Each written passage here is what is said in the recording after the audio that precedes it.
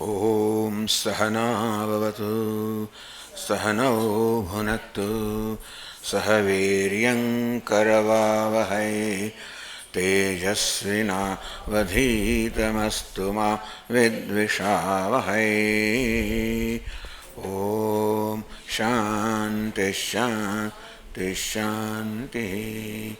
ॐ पूर्णमदः पूर्णमिदं पूर्णात् पूर्णमुदच्यते पूर्णस्य पूर्णमादाय पूर्णमेवावशिष्यते।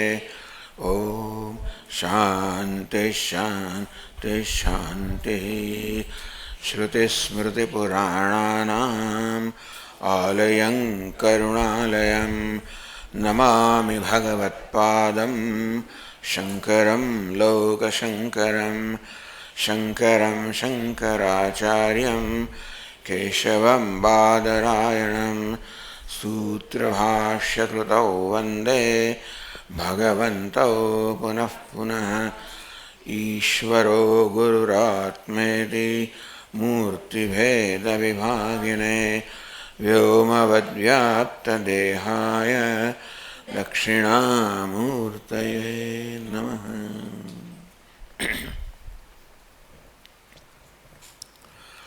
અત્યારે બ્રહ્મસૂત્રમાં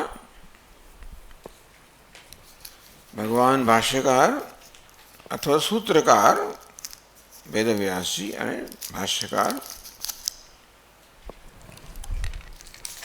સિદ્ધ કરી રહ્યા છે કે છાંદોગ્ય ઉપનિષદના વાક્ય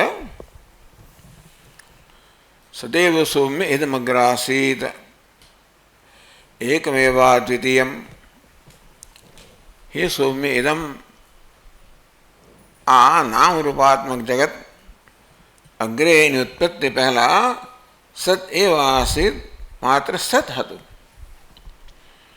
एनो अर्थ ए कि छांदोग्य उपनिषदમાં સતને જગતનું કારણ બતાવવામાં આવ્યું, જગતનો આત્મા બતાવવામાં આવ્યો, સર્વનો આત્મા બતાવવામાં આવ્યો। હવે સત શબ્દનો શું અર્થ કરવો એની ઉપર આ ચર્ચા છે।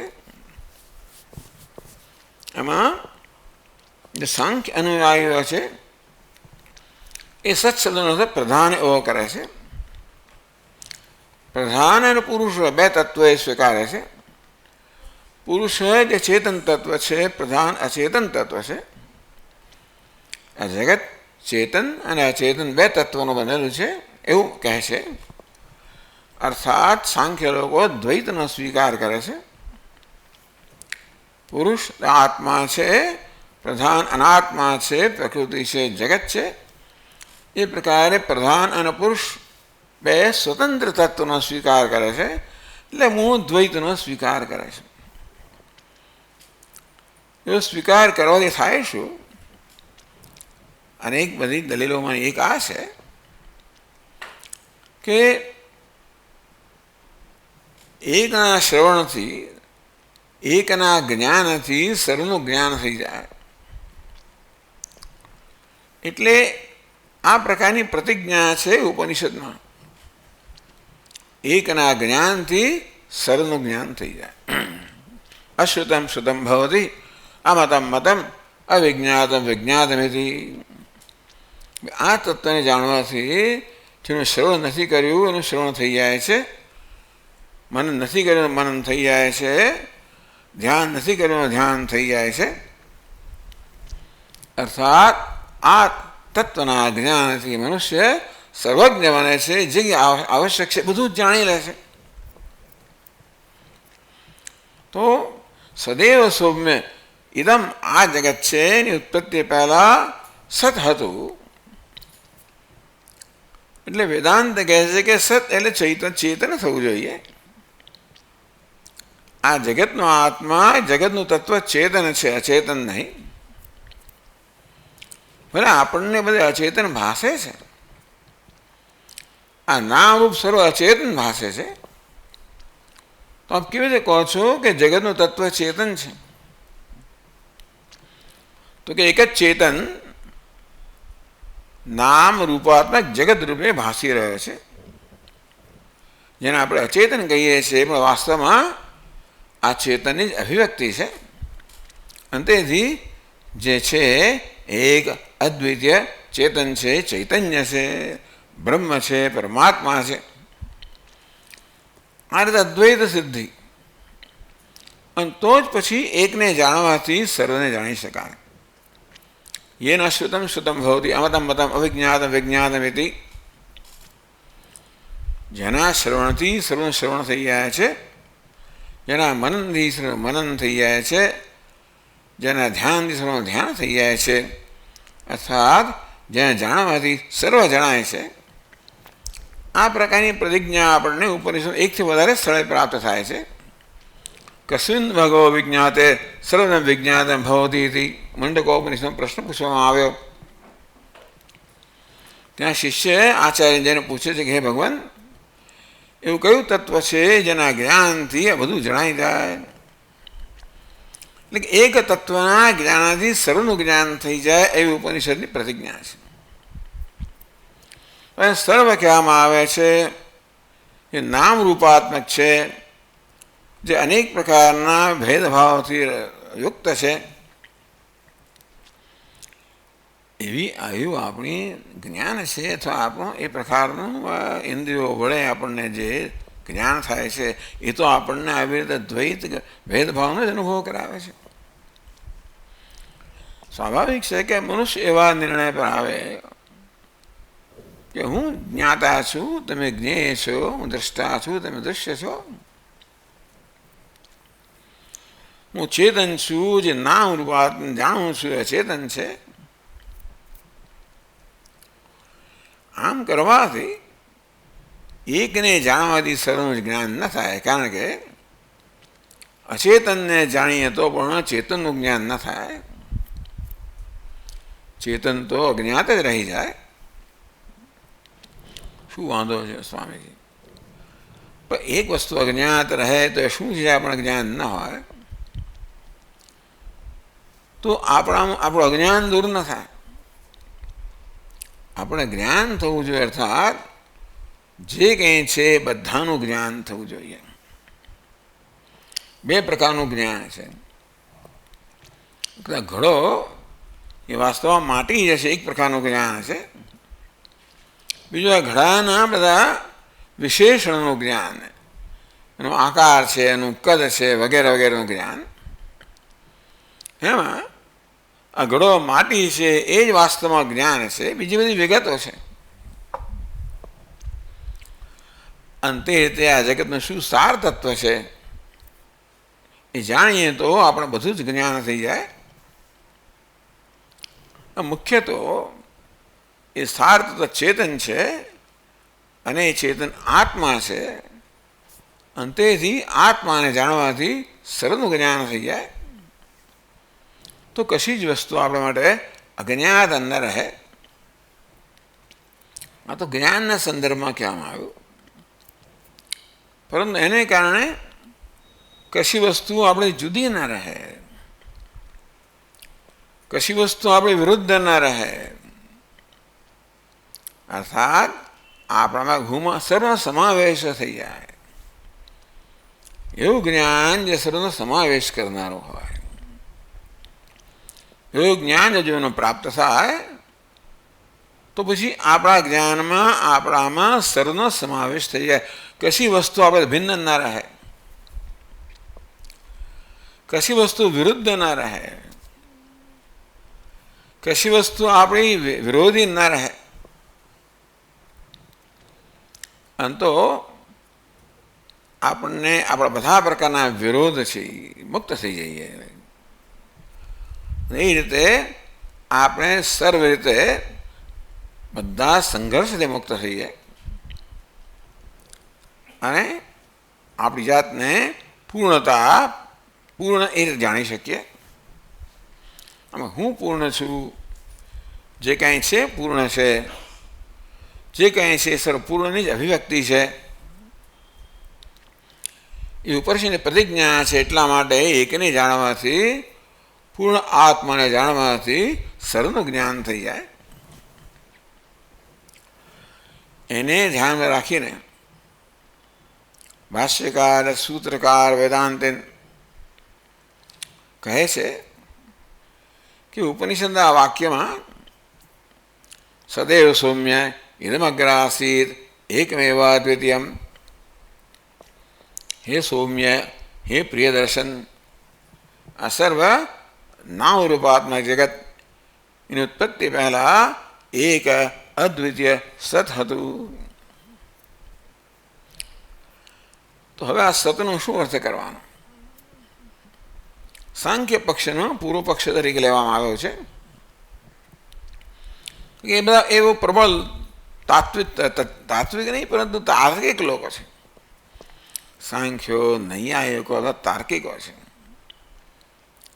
તર્કથી પોતાના નિર્ણય પર આવેલા છે અને માટે તર્કથી એ લોકોને એમના દોષનું દર્શન કરાવવાનું છે. કોઈને ખોટા પુરવાર કરવામાં પણ રસ નથી. આપણી જાતને બીજા કરતાં ચડિયાતા પુરવાર કરવામાં પણ રસ નથી. કોઈ રીતે અન્યને પણ પોતાનું અજ્ઞાન દૂર થાય, તેથી એનું કલ્યાણ થાય, એ જ પ્રયોજન છે. આમ શાસ્ત્રાર્થ કરવામાં આવે ત્યારે બીજાને હરાવી દેવો, એ નીચો પાડવો એવું હશે. સંકુચિત મનના લોકોમાં એવું હશે. પણ ઉદાર મનના લોકો છે એ બીજાને નીચો પાડવા ના માગે, બીજાને પણ એની મુશ્કેલીથી મુક્ત કરવા માગે, બીજાને અજ્ઞાનથી દૂર કરવા માગે. એ પ્રકારે અહીં ચર્ચા થઈ રહી છે. સાંખ્યને ખોટા પુરવાર કરાવડે નહીં, પણ સાંખ્યને સાચું જ્ઞાન થાય એ માટે. એટલે જે સૂત્ર અત્યારે આપણે જોયા એ સર્વમાં સદૈવ સૌમ્ય ઇદમગ્ર આસીત એ વાક્યમાં સત શબ્દનો અર્થ પ્રધાન એવો કર્યો છે સાંખ્યોએ. એ પક્ષ લઈને વિવિધ પ્રકારની દલીલો કરવામાં આવે છે કે કેમ એ પક્ષ ઉપનિષદને સ્વીકાર્ય નથી, એ ઉપનિષદનો પક્ષ નથી. એ પ્રકારે આપણે 8 સૂત્રો જોયા. 261માં પાન પર છેલ્લું વાક્ય છે, કુતશ્ચ ન પ્રધાનમ સત્શબ્દવાચ્યમ. કુત કુત એટલે કસ્માત હેતુ. કયા? 5મી વિભક્તિ છે. કસ્માત 5મી વિભક્તિ હેતુના રૂપમાં છે. કયા કારણથી? કસ્માત હેતુ ન પ્રધાનમ સત્શબ્દવાચ્યમ. સદૈવ સૌમ્ય ઇદમગ્ર આસીત એમાં જે સત શબ્દ છે એનો અર્થ પ્રધાન નથી. અને બીજું શું કારણ? આગળ કારણ કહે છે. આ બીજું કારણ છે જે કારણથી આપણે સમજી શકીએ કે સત શબ્દનો અર્થ પ્રધાન નથી, બ્રહ્મ છે. તો 9મા સૂત્રમાં કહે છે સ્વ અપ્યયાદ. અપ્યય એટલે લીન થઈ જવું. સ્વ અપ્યયાદ સુષુપ્તિ કાલે જીવસ્ય સ્વસ્મિન અધિષ્ઠાને લયશ્રવણાત. સુષુપ્તિના અનુભવની ચર્ચા કરવામાં આવી છે અને એના સંદર્ભમાં પણ સમજાવવામાં આવ્યું છે કે આ સત શબ્દનો અર્થ આત્મા જ હોવો જોઈએ. કારણ કે એવું કહે છે કે સુષુપ્તિમાં આ આત્મા છે એ પોતાનામાં લીન થઈ જાય છે. સ્વ અપ્યયાત. અપ્યય એટલે લીન થઈ જવું. ટૂંકમાં સુષુપ્તિમાં આત્મા પોતાના અધિષ્ઠાનમાં લીન થઈ જાય છે. આત્મા પ્રધાનમાં લીન, જે મૂળ તત્વ હોય એમાં લય થાય. તો આ ઘડાનું જે ઉપાદાન કારણ હોય, ઘડાનો જ્યારે ધ્વંસ થાય ત્યારે આ ઘડો માટીમાં લીન થાય. એ બધું નક્કી કરી શકીએ કે માટી આ ઘડાનું ઉપાદાન કારણ છે. એટલે કે માટી ઘડાનો આત્મા છે, માટી ઘડાનું સત્ય છે. તો આપણા રોજબરોજ અનુભવમાં પણ આપણે રોજ લયનો અનુભવ કરીએ છીએ. શેમાં? સુષુપ્તિમાં. તો સુષુપ્તિમાં આપણે પણ લીન થઈએ, અર્થાત આપણને કોઈ પ્રકારનું વિશેષ જ્ઞાન સુષુપ્તિમાં હોતું નથી. જાગ્રતમાં હોય છે, મને મારું જ્ઞાન છે, અન્યનું જ્ઞાન છે. સ્વપ્નમાં પણ એ પ્રકારનું જ્ઞાન છે, ભલે સ્વપ્નના જગતનું હોય. પણ સુષુપ્તિની અંદર તો જે અહમ છે એ જ લીન થઈ જાય છે.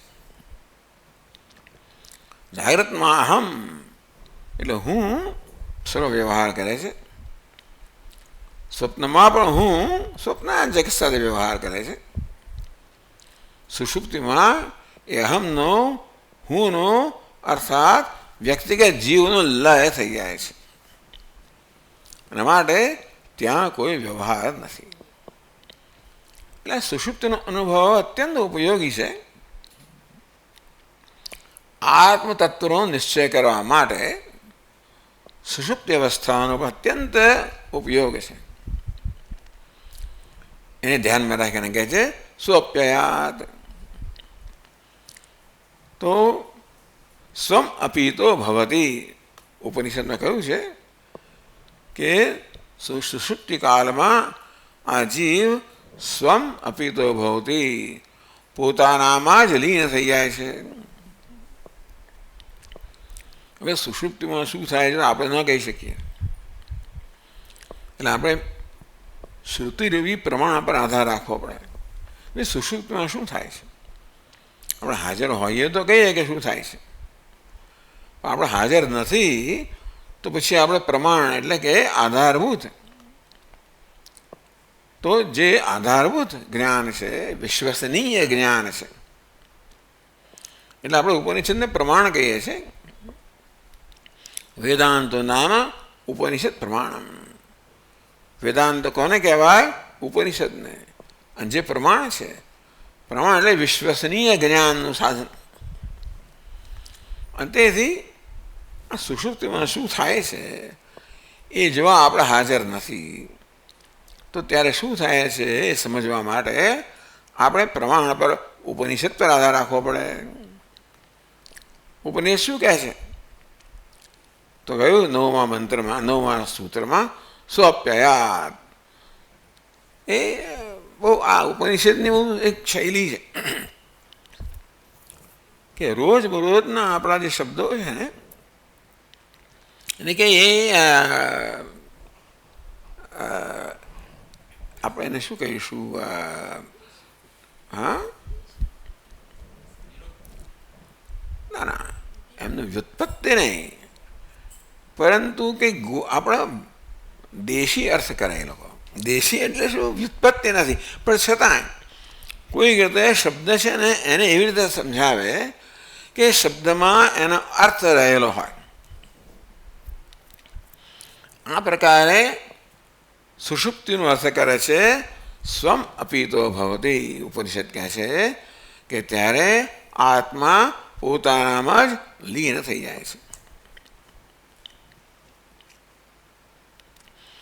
એટલા માટે આત્મા તો ચેતન છે જ. તો આત્મા ચેતન આત્મા છે, એ ચેતનમાં જ લીન થઈ શકે, અચેતનમાં નહીં. કોઈ વસ્તુ પોતાના સ્વરૂપમાં લીન થાય. જેમ કે આ ઘડો, માટી જે ઘડાનું સ્વરૂપ છે એમાં લીન થઈ જાય જ્યારે તૂટે ત્યારે. અંતે રીતે સુષુપ્તિની અંદર પણ આ જીવાત્મા જે જાગ્રત સ્વપ્નમાં નામરૂપ ધરાવનારો છે એ પણ જેમાં લીન થઈ જાય એ પોતાનું સ્વરૂપ હોય. અંતેથી સુષુપ્તિનો અનુભવ આ પ્રકારે ઉપયોગી છે કે આપણું શું સ્વરૂપ છે એ સમજવા માટે સુષુપ્તિનો ઉપયોગ અત્યંત, એનો અર્થ અત્યંત ઉપયોગી છે. એટલે ઉપનિષદ કહે છે સ્વમ અપીતો ભવતી. આવશે ભાષ્યમાં, આવશે સ્વપીતિ. શુભ ધાતુમાં સ્વપ ધાતુમાંથી સ્વપીતિ એવું થયું. સ્વપીતિ એટલે ઊંઘે છે. આ સ્વપીતિનો દેશી અર્થ કર્યો. અને કયો અર્થ કહેવાય છે? હા ના રૂઢી નહીં. ચાલો મને યાદ આવશે. પણ આ વ્યુત્પત્તિ પણ નથી. આ પણ સ્વમ અપિતો ભવતી શબ્દમાંથી જ એનો અર્થ કાઢે છે. સ્વપીતિ સ્વ અપિતિ સ્વમ અપિતિ પોતાનામાં જ લીન થઈ જાય છે. આ સ્વપીતિ શબ્દનો ઉપયોગ કરીને એનો અર્થ કાઢે છે. એ બહુ અત્યંત ટૂંકમાં હા શું કહ્યું લૌકિક નહીં. આ શબ્દનો જ ઉપયોગ શબ્દને સમજાવે છે. સ્વપીતિ વ્યાકરણની દ્રષ્ટિએ બહુ એ શું કહેવાય કે એકદમ એક્યુરેટ ના કહેવાય વ્યાકરણની દ્રષ્ટિએ, પણ છતાં પ્રેક્ટિકલ એટલે વ્યવહારની દ્રષ્ટિએ સ્વમ અપીતિ સ્વપીતિ ઉપનિષદ પૂછે આ પ્રકારે સ્વપીતિ શબ્દનો સ્વપીતિ ઊંઘે છે. એ સ્વપીતિ શબ્દમાંથી અર્થ કાઢે છે કે ઊંઘે છે ત્યારે શું થાય છે? સ્વમ અપીતિ એ પોતાનામાં જ લીન થઈ જાય છે. આમ ઉપનિષદ પોતે સ્વપીતિ શબ્દનો આ પ્રકારે અર્થ કરે છે. આમ સ્વપીતિ એટલે ઊંઘે છે, પણ ઊંઘે છે એટલે સ્વપીતિ સ્વમ અપીતો ભવતી એ પોતાનામાં જ લીન થઈ જાય છે. એનો અર્થ એ થયો કે સુષુપ્તિમાં આ જીવાત્મા પોતાનામાં પોતાના સ્વરૂપમાં લીન થઈ જાય છે. તો આ જીવ ચેતન છે. એ ચેતન અચેતનમાં લીન ના થઈ શકાય, કારણ કે એનું સ્વરૂપ નથી. તેથી આ ચેતન જીવ સુષુપ્તિમાં જેમાં લીન થાય છે એ પણ ચેતન જ હોવું જોઈએ. અને એ રીતે પણ આત્માનું સ્વરૂપ ચેતન છે. એટલે સત શબ્દનો અર્થ ચેતન થવો જોઈએ, અચેતન નહીં. આ બધી દલીલોમાં એક વધારાની દલીલ આપી. રત્નપ્રભા કહે છે સુષુપ્તો જીવસ્ય સદાત્મની સ્વસ્મિન અપ્ય શ્રવણાત. સદાત્મની સદમાં સતરૂપી આત્મામાં એનું લીન થઈ જાય છે. સુષુપ્તિમાં આ જીવાત્મા સતમાં લીન થઈ જાય છે. શ્રવણાત એટલે શ્રુતિમાં આ પ્રકારે પ્રતિપાદન કરવામાં આવ્યું. એટલે આ ચેતન જીવ છે જેમાં લીન થાય એ ચેતન જ હોવું જોઈએ, અચેતન નહીં. માટે સત ચેતન હોવું જોઈએ, અચેતન નહીં.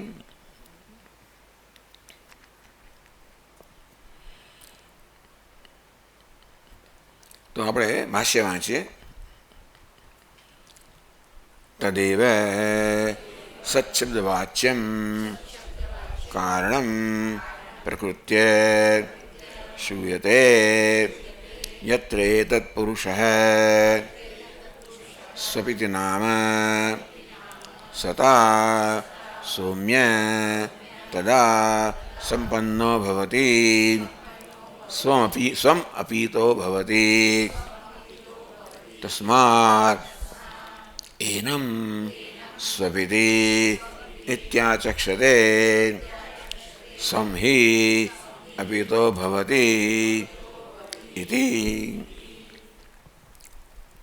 આ પ્રકારે શબ્દમાંથી જ એનો અર્થ સમજાવે છે. આ શ્રુતિની મુખ્યત્વે છાંદોગ્ય ઉપનિષદની અને ક્યાં ક્યાંક બૃહદારણ્યક ઉપનિષદની આ પ્રથા છે, શૈલી છે કે શબ્દમાંથી જ એનો અર્થ કાઢવો. તો સ્વપ ધાતુ છે અને ઊંઘે છે. સ્વપીતિ એટલે ઊંઘે છે. એટલે કહે છે ભાઈ યત્ર એતત પુરુષ સ્વપીતિ નામ. જ્યારે માણસ ઊંઘી જાય છે ત્યારે શું કહે છે? સ્વપીતિ ઊંઘે છે. એટલે એમ કહે છે કે ભાઈ ત્યારે એનું નામ સ્વપીતિ પડે છે. આમ તો સ્વપીતિ એટલે ક્રિયાપદ છે, એનો અર્થ થાય ઊંઘે છે. ઉપનિષદ કહે છે કે સુષુપ્તિમાં આ જીવનું નામ સ્વપીતિ એવું પડે છે. યત્ર એતત પુરુષ સ્વપીતિ નામ. જ્યારે આ પુરુષનું જીવાત્માનું સ્વપીતિ આ પ્રકારનું નામ પડે છે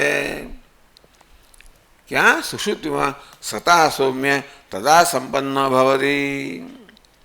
હે સૌમ્ય, હે પ્રિયદર્શન, તદા તે વખતે સુષુપ્તિમાં સતા સંપન્ન સતા ત્રીજી વિભક્તિ છે કયા શબ્દની? સત શબ્દની. એટલે સતા સંપન્ન ભવતી, સત સાથે સંપન્ન, ત્રીજી ભક્તિ સત સાથે સંપન્ન થાય છે. સંપન્ન થયો અર્થાત ટૂંકમાં સત સાથે એક થઈ જાય છે. સુષુપ્તિમાં આ જીવાત્મા સત સાથે એક થઈ જાય છે. સ્વમ અપીતો ભવતી આ પ્રકારે અર્થ કર્યો. સ્વપીતિ દેશી અર્થ. સ્વપીતિ એટલે સ્વ અપીતિ એવો કર્યો. સ્વમ અપીતિ, સ્વમ અપીતો ભવતી એ પોતાને જ પ્રાપ્ત થાય છે, પોતાનામાં લીન થાય છે. તસ્માદેતમ એનમ સ્વપીતિ આચક્ષતે. એટલા માટે સુષુપ્ત અવસ્થામાં આ જીવનું નામ સ્વપીતિ છે. ટૂંકમાં ઊંઘતો હોય ને મને તો સ્વપીતિ. શું કે ઊંઘે છે એના સ્વપીતિ એ પ્રકારનું વર્ણન થયું. એટલે ઉપર ત્યારે એનું સ્વપીતિ એવું નામ થઈ ગયું. કેમ નામ એવું થઈ ગયું ભાઈ? કારણ કે સ્વમ અપીત એ પોતાને જ પ્રાપ્ત થાય છે, પોતાના લીન થાય છે, માટે લોકો કહે છે કે સ્વપીતિ ઊંઘે છે. એટલે આમ તો સ્વપીતિ ક્રિયાપદ છે, પણ નામ તરીકે લઈને એનું આ પ્રકાર અર્થઘટન આવી ઉપનિષદની શૈલી છે. તસ્માદેરમ સ્વપીતિ ત્યાં ચક્ષતે માટે આ જીવાત્માને સુષુપ્ત અવસ્થામાં સ્વપીતિ એમ કહેવામાં આવે છે. સ્વમ હિ અપીતો ભવતી હિ કારણ કે સ્વમ અપીતો ભવતી તે વખતે એ પોતાને જ પ્રાપ્ત કરે છે, પોતાનામાં જ લીન થઈ જાય છે.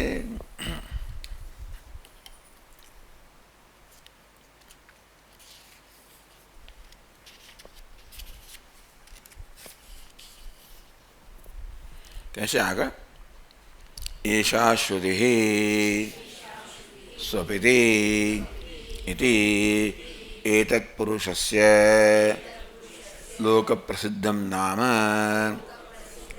निर्वक्ते. एषा श्रुतिः એટલે કે આ શ્રુતિનું આ વાક્ય. કયું વાક્ય?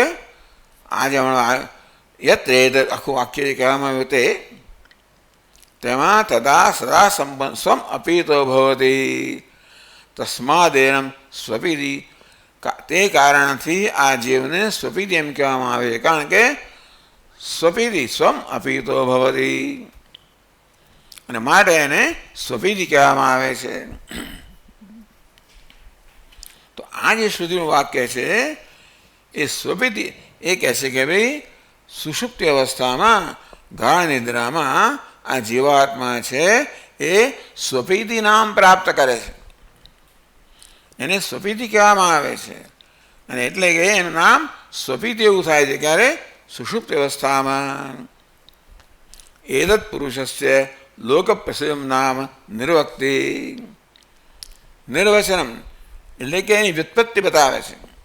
સ્વપીતિ સ્વમ અપીતો ભવતી એથી આ પ્રકારે આમ તો લોકો ઊંઘે એટલે કે સ્વપીતિ. સ્વપીતિ ક્રિયાપદ છે, ઊંઘે છે એટલે જાણે કે આ લોકો જ્યારે કે સ્વપીતિ એટલે કે આ જીવાતના મનુષ્ય નામ સ્વપીતિ પડે છે. ઊંઘે ત્યારે લોકો શું વર્ણન કરે? સ્વપીતિ ઊંઘે છે એટલે સ્વપીતિ એમ નામ પડે છે. અને સ્વપીતિ થાય સ્વમ અપીતિ એટલે કે પોતાનામાં જ લીન થઈ જાય છે. એ પ્રકારે એતત પુરુષસ્ય લોકપ્રસિદ્ધમ નામ નિર્વચનમ એટલે વ્યુત્પત્તિનો અર્થ કરે છે કે હવે નિર્વચનમ એને નિર્વચન કર્યું, વ્યાખ્યા કરી કે સ્વમ અપીતો ભવતી ઇતિ સ્વપીતિ. એ પોતાનામાં અપીત થઈ જાય છે, પોતાનામાં લીન. પોતાને સ્વ એટલે કોણ? સ્વમ અપીતો ભવતી એ સ્વમાં લીન થઈ જાય છે. સ્વ એટલે શું? ભાષ્યકાર કહે છે સ્વશબ્દેન इह आत्मा उच्यते यह प्रकृतः सच्छब्दवाच्यः तम अपीतो भवति अपिगतो भवति इत्यर्थः.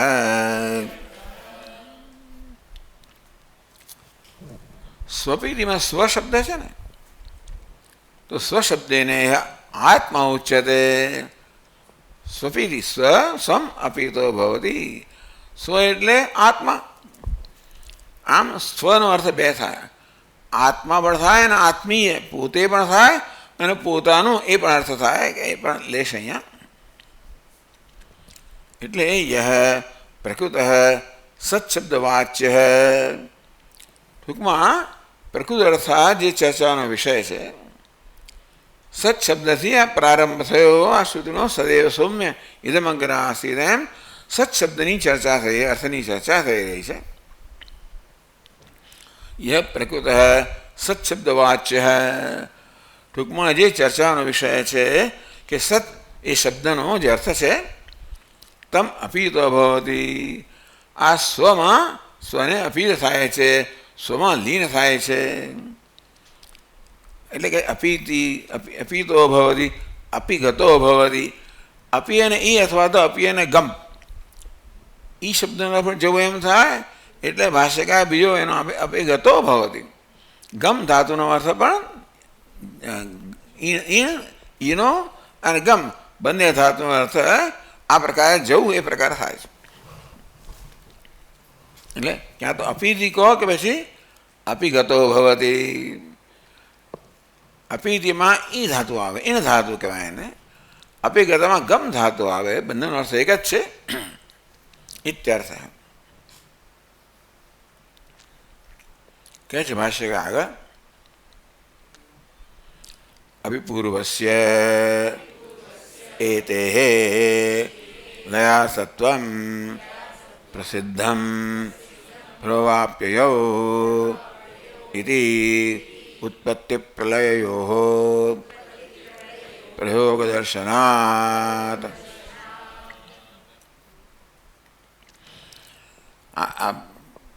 આખી વર્ણન કરવાનું. અપિપૂર્વસ્ય એતેઃ. એતેઃ એટલે શું?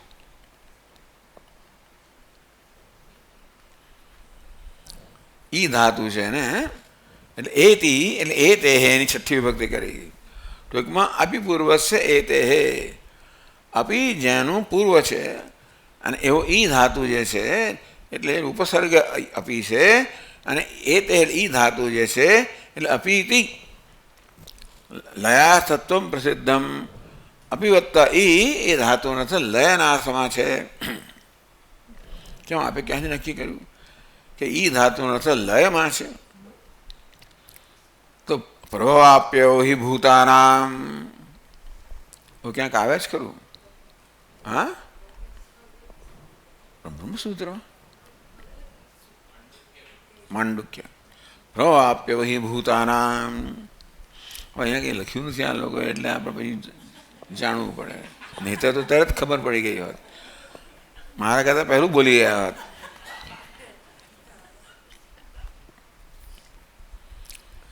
પ્રભવ અપ્યયૌ.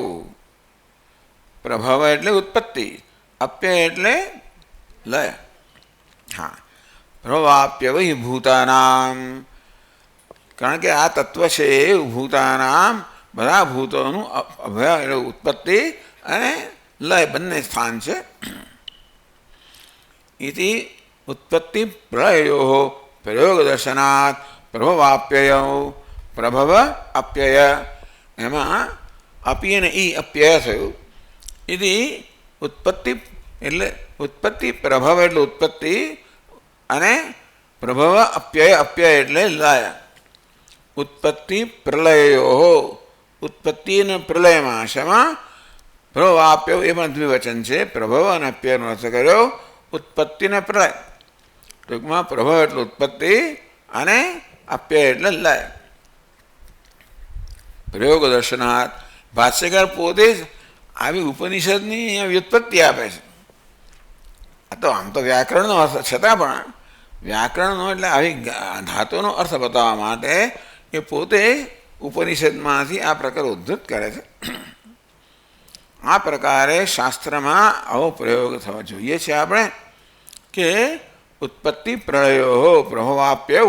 અપ્યયનો અર્થ પ્રલયમાં થાય છે એવું આપણે શાસ્ત્રમાં જોઈએ છીએ. પછી પાછી કહે છે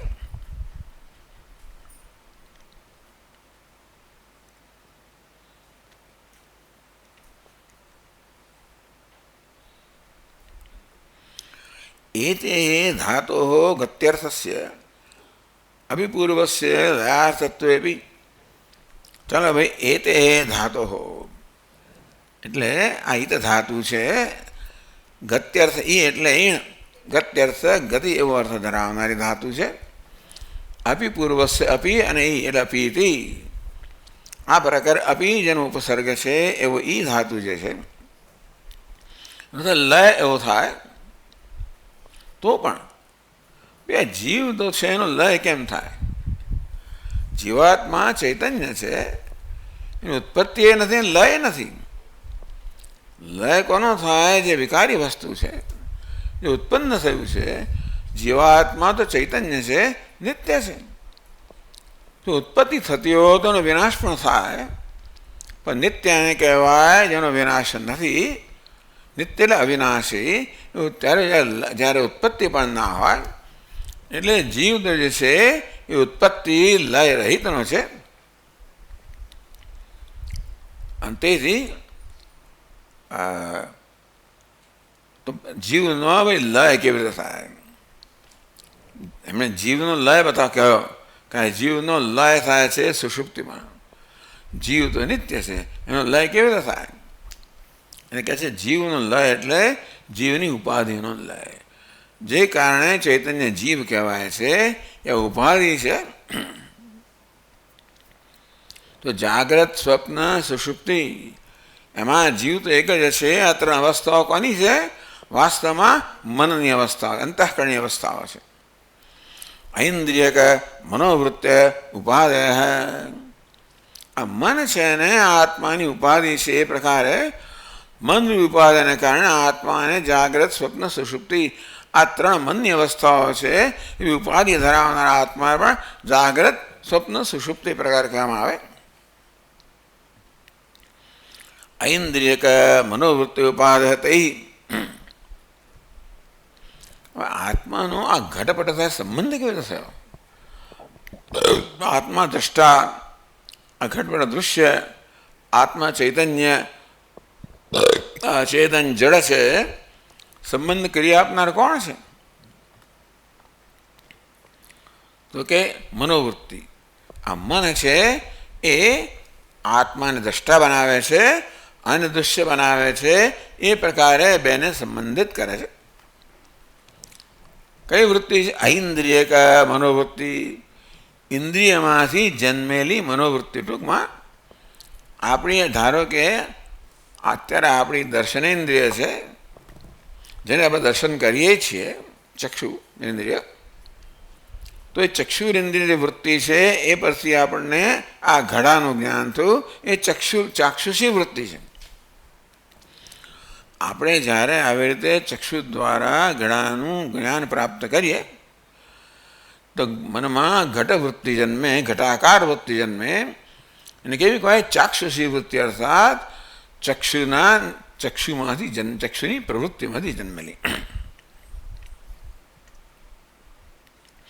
એટલે કે ઐન્દ્રિયક મનોવૃત્તિ ઉપાદેય. આ વૃત્તિ છે એ આત્માને વિશિષ્ટ બનાવે, ઉપાધિ. અને તેથી આ આત્મા કેવી રીતે ઘટપટ સાથે સંબંધિત થાય છે?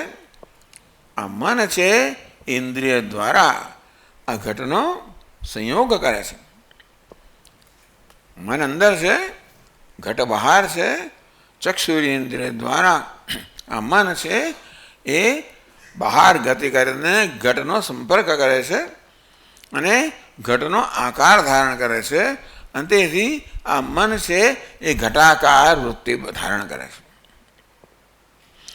એટલે મન રૂપ ચક્ષુરૂપી ઇન્દ્રિયને કારણે મનમાં આ પ્રકારની વૃત્તિ જન્મી, ઘટાકાર વૃત્તિ.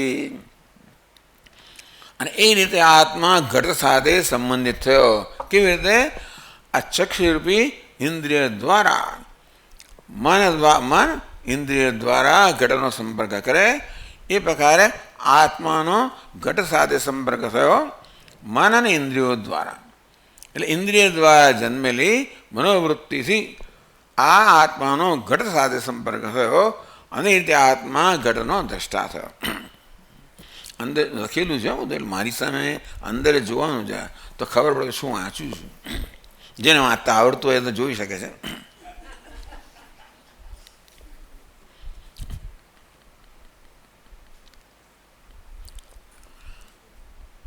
આત્મા તાન ઇન્દ્રિયાથાન પશ્યન સ્થૂલ વિશેષણેન દેહેન ઐક્ય વગેરે વગેરે. ટૂંકમાં અંતેથી આત્મા આવી રીતે આ સ્થૂળ ઇન્દ્રિયમાં અહંભાવ ધરાવવાના કારણે જાગ્રત અવસ્થા પ્રાપ્ત કરે એને વિશ્વ કહેવામાં આવે છે. સ્વપ્નમાં એને તેજસ કહેવામાં આવે છે, સુષુપ્તિમાં પ્રાજ્ઞ કહેવામાં આવે છે. બરાબર છે. તો આપણે સ્વપ્નમાં જાગ્રત વાસના જન્મેલી મનોવૃત્તિઓ હોય છે, એનાથી વિશેષ થયેલો આત્મા તેજસ કહેવાય છે. સ્વપ્નમાં બધી વાસનાઓ બધી જે વૃત્તિઓ છે એ લીન થઈ જાય છે અને ત્યારે વખતે આત્માને પ્રાજ્ઞ કહેવામાં આવે.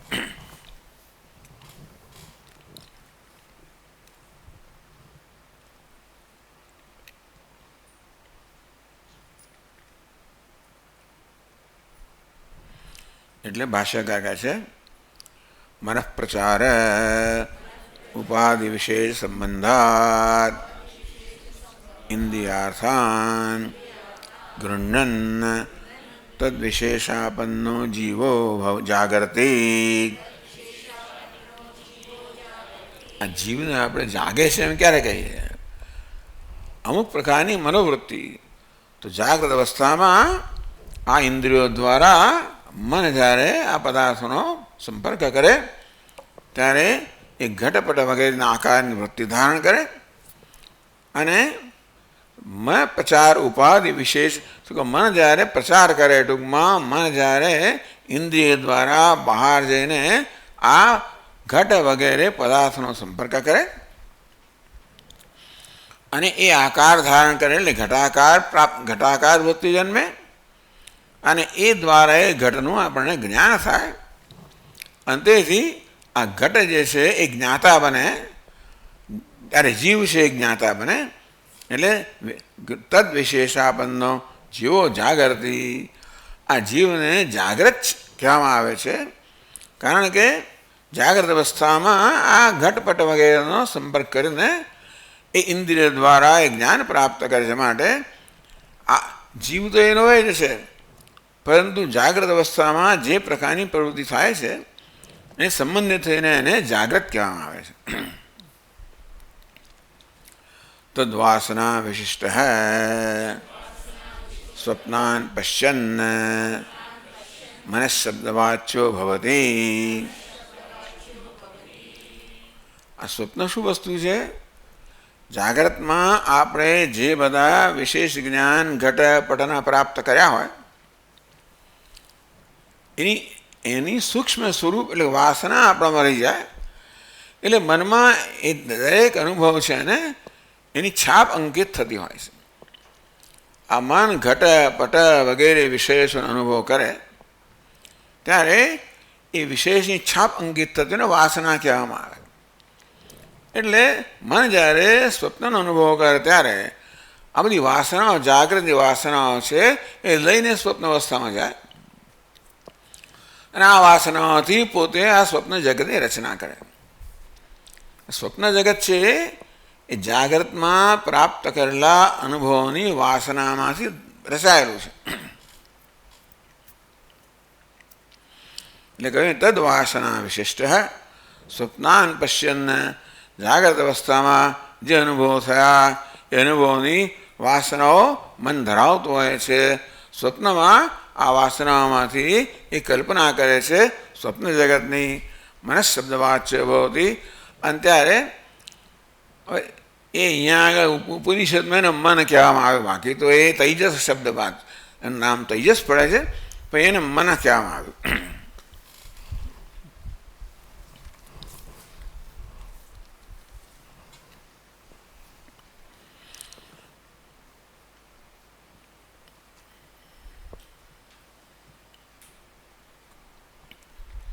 આમ તો વિશ્વ તૈજસ અને પ્રાજ્ઞ એ પ્રકારની સંજ્ઞાઓ થાય છે. તો મન શાસ્ત્રમાં એક વાક્ય સૌમ્ય તન મનઃ ઇતિ શ્રુતિસ્થ મનઃશાબ્દવાદ એ શ્રુતિની અંદર જે મન શબ્દ વાપરવામાં આવ્યો એ જીવાત્મા વડે પ્રયોગ થવા એટલા માટે એને મન કહેવામાં આવ્યો.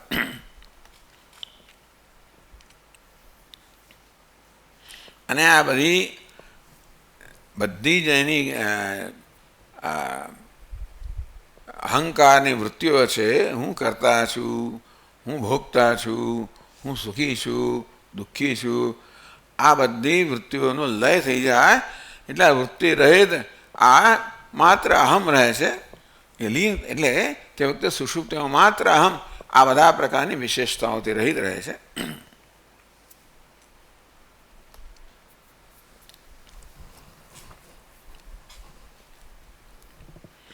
એટલે સ્વપ્નાન પશ્યન મનઃશબ્દવાચ ભવતી. જ્યારે સ્વપ્નનો અનુભવ કરે છે ત્યારે આત્માને મન એવું કહેવામાં આવે છે. એટલે ઉપનિષદમાં ક્યાંક આવું કહેવામાં આવ્યું, અહીંયા સમજાવવામાં આવ્યું છંદોગ્યમાં. બાકી તો આપણે જાણીએ છીએ કે સુષુપ્તિમાં આત્માને તૈજસ કહેવામાં આવે છે.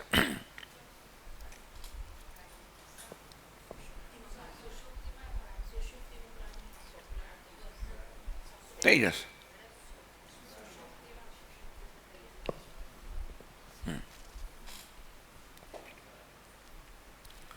સહ ઉપાધિદ્વય ઉપરમે સુષુપ્ત અવસ્થાયામ ઉપાધિગત વિશેષ અભાવાદ સ્વાત્મનિ પ્રલીનઃ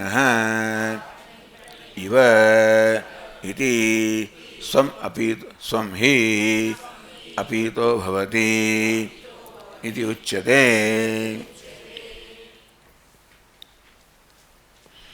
આ પ્રકારની વ્યુત્પત્તિ ઉપનિષદમાં આપે છે. સહ ઉપાધિદ્વય ઉપરમે. આપણી કેવી ઉપાધિ? 3 ઉપાધિ છે: સ્થૂળ શરીર, સૂક્ષ્મ શરીર અને કારણ શરીર. તો સ્થૂળ શરીર ઉપાધિ ધરાવતો હોય ત્યારે જીવાત્મા જાગ્રત એટલે કે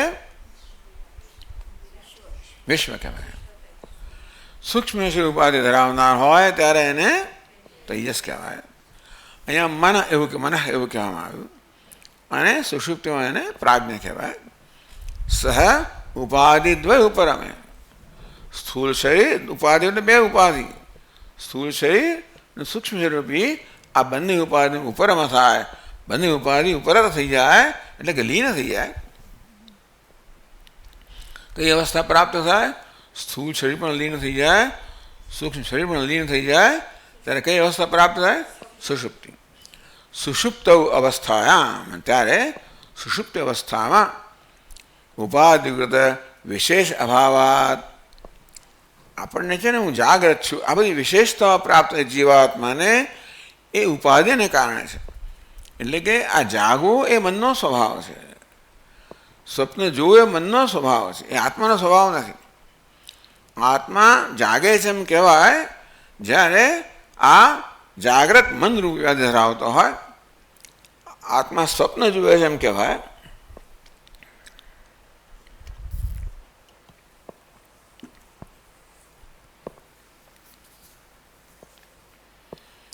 જ્યારે સ્વપ્ન જોનારા મનની ઉપાધિ ધરાવતો હોય પછી ઉપાધિ દ્વય ઉપરમે આ બંને ઉપાધિનું ઉપરમાં થઈ જાય, બંને ઉપાધિ લીન થઈ જાય ત્યારે કઈ અવસ્થા પ્રાપ્ત થાય? સુષુપ્તિ.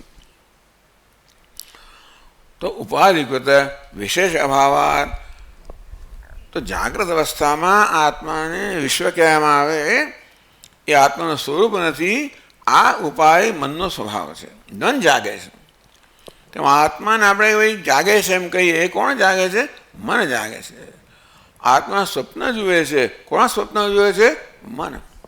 આત્મા ઊંઘે છે. કોણ ઊંઘે છે? મન. એટલે જાગવું, સ્વપ્ન જોવું, ઊંઘવું આ બધી કોની અવસ્થાઓ છે? મનની. પરંતુ અહમભાવ ધરાવનારો હોવાને કારણે આત્માને આપણે જાગે છે, સ્વપ્ન જુએ છે, ઊંઘે છે એમ કહીએ. આમ જાગવું, સ્વપ્ન જોવું, ઊંઘવું આ 3 અવસ્થાઓ કોની છે? મનની છે. પણ એમાં અહમભાવ ધરાવનારા હોવાને કારણે આત્માને આપણે જાગે છે, સ્વપ્ન જુએ છે, ઊંઘે છે એમ કહીએ, વાસ્તવમાં આત્મા જાગતોય નથી, સ્વપ્નએ જોતો નથી, ઊંઘતોય નથી. આ ત્રણ અવસ્થાનું અધિષ્ઠાન છે.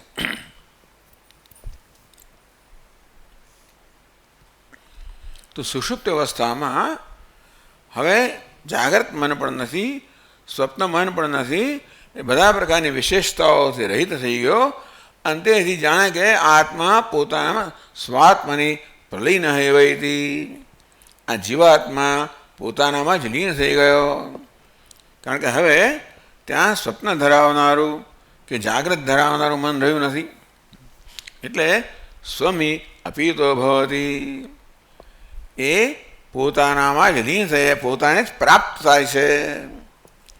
સ્વમ હિ અપીતો ભવતી, પોતાને જ પ્રાપ્ત થાય છે, પોતાનામાં જ લીન થાય છે. ઇતિ ઉચ્યતે.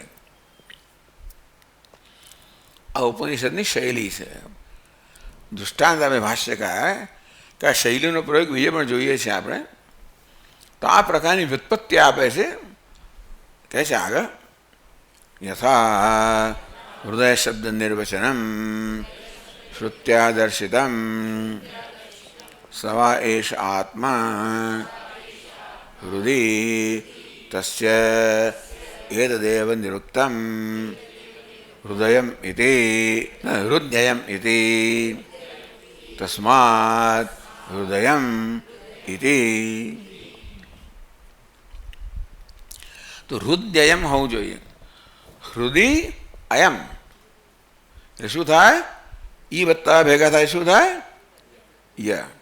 એટલે હૃદય અયમ એટલે શું થાય? હૃદયમ. હૃદયમ તમને શું કહે છે? હૃદયમ. એટલે આ હૃદય જે આપણે કહીએ છીએ ને એ આવે છે હૃદયમ. એટલે હૃદયમ ત્યારે આત્મા હૃદયમાં હોય છે. સવા એષા આત્મા હૃદય. સુષુપ્ત અવસ્થામાં આત્મા હૃદયમાં હોય છે, જાગ્રત અવસ્થામાં ઇન્દ્રિયમાં હોય છે, સ્વપ્ન અવસ્થામાં સૂક્ષ્મ નાડીમાં હોય છે, સુષુપ્ત અવસ્થામાં હૃદયમાં હોય છે.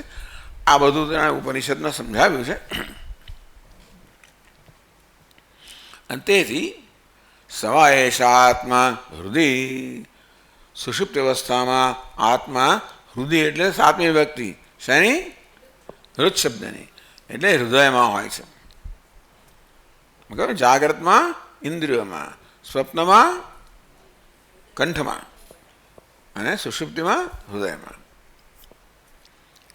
તસ્યેતદ નિરુક્તમ એની વ્યાખ્યા વ્યાકરણ કેવી રીતે? હૃદયમ હૃદય વત્તા અયમ, ઈ વત્તા શું થાય? ય થાય. હૃદય વત્તા અયમ હૃદયમ. એના શું કહે છે? તસ્માત હૃદયમ. જ્યાં થોડું સરળ કરી નાખ્યું. હૃદયમ એવું કહેવાના બદલે હૃદયમ. આ પ્રકારે ઉપનિષદ પહોંચે જ નિર્વચન એટલે કે વ્યાખ્યા કરે છે હૃદય શબ્દની. એટલા માટે કે આપણે યાદ રહે. આમ આ વ્યાકરણનો અર્થ વ્યાકરણ દ્રષ્ટિએ આવું ના થાય, પણ આપણને શ્રુતિ વિશેષ કરીને એવું સમજાવે છે.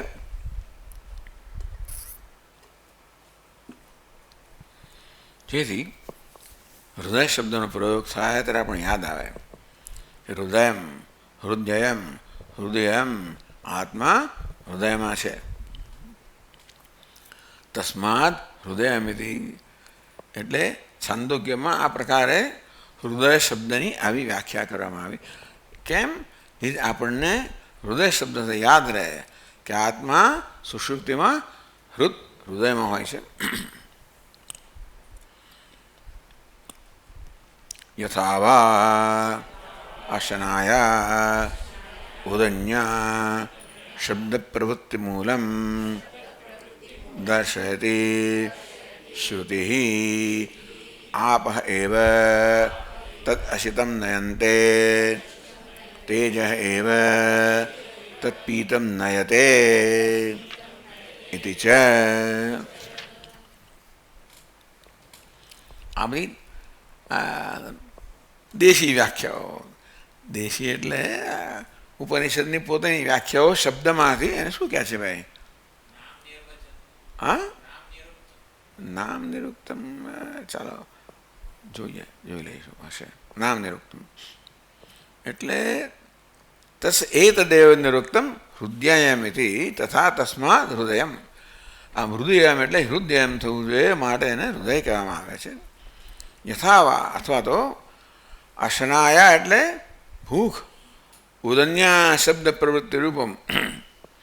ઉદન્યા બીજો શબ્દ છે, તો અશનાયા અને ઉદન્યા આ શબ્દો જે છે એને આ પ્રકારે સમજાવે.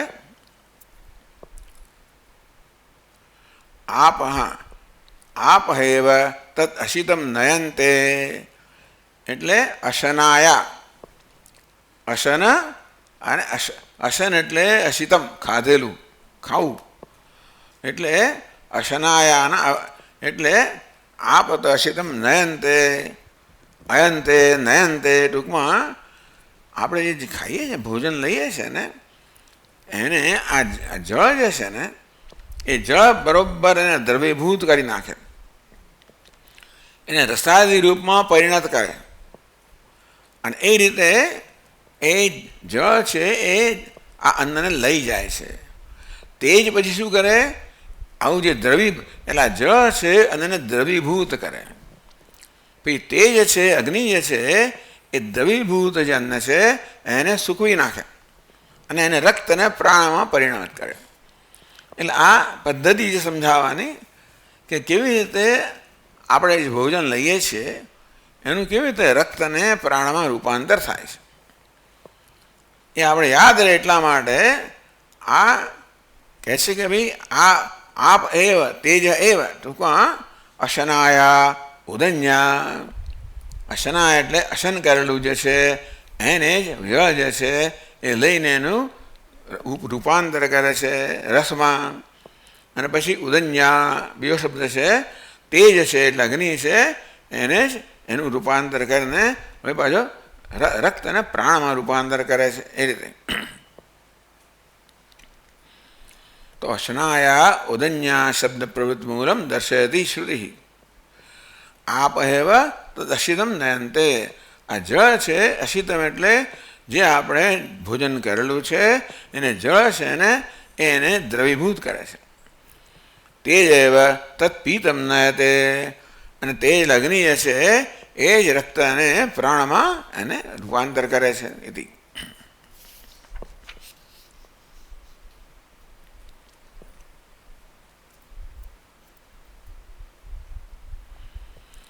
તો પછીના પાન પર કહે છે એવમ સ્વમાત્માનમ સચ્શબ્દવાચ્યમ અપીતો ભવતી ઇતિ ઇમમર્થમ સ્વપિતિ નામ નિર્વચનેન દર્શયતિ. એવમ સ્વમ પોતાને, સ્વ એટલે કોને, આત્માને. એટલે કોણ, સચ્શબ્દવાચ્યમ. પહેલાં સત્ય શરૂ થયું એ જ આત્મા, એ જ સ્વ. આ સ્વપીતિમાં સ્વ આવ્યો. ખરે સ્વપીતિ છે એ તો આ સ્વપ ધાતુમાંથી થયેલું ક્રિયાપદ છે. પણ આનું અહીંયા નિર્વચન આ પ્રકારે કર્યું કે સ્વપીતિ શબ્દ છે એટલે સુવે છે. એમાં સ્વ આવ્યું અને અપીતિ આવ્યું. સ્વ એટલે પોતે, અપીતિ એટલે લીન થઈ જાય છે, અર્થાત પોતાનામાં જ લીન થઈ જાય છે. એ પ્રકારે સ્વપીતિ શબ્દનો અર્થ કર્યો. એમાં અર્થમ સ્વપીતિ નામ નિર્વચન દર્શયતી. એટલે ઉપનિષદ કહેવા માંગે છે આ બધા જે શબ્દો વપરાય છે ઊંઘે છે સ્વપીતિ, એનું પણ આ પ્રકારનું કારણ છે. આ રીતે લોકમાં પ્રસિદ્ધ છે. ઊંઘતો હોય તો કે સ્વપીતિ ઊંઘે છે એ ક્રિયાપદ છે, પણ સ્વપીતિ નામ માનીએ આપણે તો સ્વમ અપીતો ભવતી. એટલા માટે લોકો એને સ્વપીતિ કહે છે, કારણ કે એ પોતાનામાં જ લીન થઈ જાય છે. આ ચર્ચા કેમ મહારાજ આપ કરો છો તો કહે છે ન ચેતન આત્મા અચેતનમ પ્રધાનમ સ્વરૂપત્વેન પ્રતિપદ્યેત. જો ભાઈ સુષુપ્ત અવસ્થામાં આત્મા પોતાના સ્વરૂપમાં લીન થઈ જાય છે. જેવી રીતે આ ઘડો છે એની ઘડાને જ્યારે ધ્વંસ કરવામાં આવે, તોડવામાં આવે, ત્યારે પોતાના સ્વરૂપમાં માટીમાં લીન થઈ જાય. તે રીતે સુષુપ્ત અવસ્થામાં આત્મા પોતાના સ્વરૂપમાં લીન થઈ જાય. લય અવસ્થા કહેવામાં આવી. આ ઘડાની લય અવસ્થા એટલે ઘડું તૂટી જાય. તો આત્માની લય અવસ્થા એટલે સુષુપ્તિ. એટલે અહીંયા ભાષ્યકાર આ ચર્ચાનો પ્રયોજન એ છે કે સુષુપ્તિમાં આ જીવ છે એ આત્મામાં ચેતનમાં લીન થાય છે. હવે જીવ એટલે કોણ? સત. તો સત શબ્દનો શું અર્થ કરવો? એનો અર્થ જીવ કરવામાં આવે તો આ જીવ સુષુપ્તિમાં ચેતનમાં લીન થાય છે. અચેતન ચેતનમાં લીન થાય, ચેતન જ ચેતનમાં લીન થાય. માટે આ સત શબ્દનો અર્થ ચેતન થવો જોઈએ. અચેતનની આ પ્રકારે કહેવામાં આવે છે.